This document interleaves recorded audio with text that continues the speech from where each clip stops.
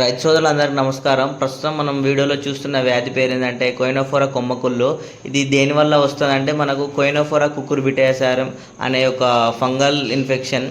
ఇది ఎలాంటి పరిస్థితుల్లో ఎక్కువ వస్తుంది, అలాగే దీని యొక్క సిమ్టమ్స్ ఎలా ఉంటాయంటే సిమ్టమ్స్ ఈ విధంగా ఉండడం జరుగుతుంది. మనకి ఏంటంటే తెల్లటి ఫంగల్ గ్రోత్ ఉంటుంది, దానిపైన మనకు వచ్చేసి శీలింద్ర బీజాలు, నల్లటి శీలింద్ర బీజాలు అనేవి ఉండడం జరుగుతాయి. ఈ యొక్క శీలింద్ర బీజాలు అనేవి ఒక మొక్క నుండి ఇంకో మొక్కకు ఈజీగా స్ప్రెడ్ అవ్వడం జరుగుతుంది.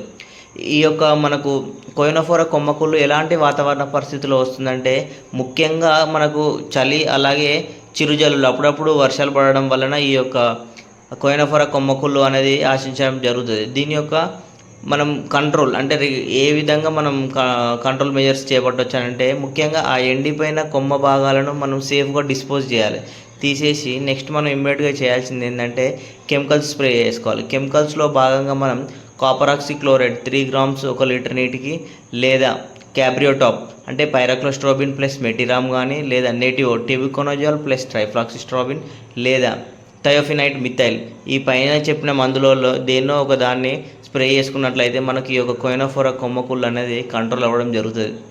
ఇంకొకటి రైతు సోదరులు ముఖ్యంగా గమనించాల్సిన విషయం ఏంటంటే మనకు ఈ నత్రజని ఫర్టిలైజర్స్ అంటే నత్రజని ఎరువులు ఏవైతే ఉన్నాయో వాటిని రికమెండెడ్ అంటే మనం ఏదైతే రికమెండెడ్ డోస్ ఉంటుందో అంతే వాడాలి. ఎక్కువగా వాడినట్లయితే మనకి ఏంటంటే ఈ యొక్క కోయినోఫోరా కొమ్మకుళ్ళు అనేది ఎక్కువగా రావడానికి ఆస్కారం ఉంటుంది. అంతేకాకుండా ఈ కోయినోఫోరా కొమ్మకుళ్ళు వల్ల మనకు వచ్చే మేజర్ డ్యామేజ్ అంటే నష్టం ఏంటంటే అది ఒక కొమ్మ పై భాగం నుండి స్ప్రెడ్ అవుతూ కింద వరకు వచ్చేసి కంప్లీట్గా చెట్టే మనకు డెత్ అవ్వడం జరుగుతుంది.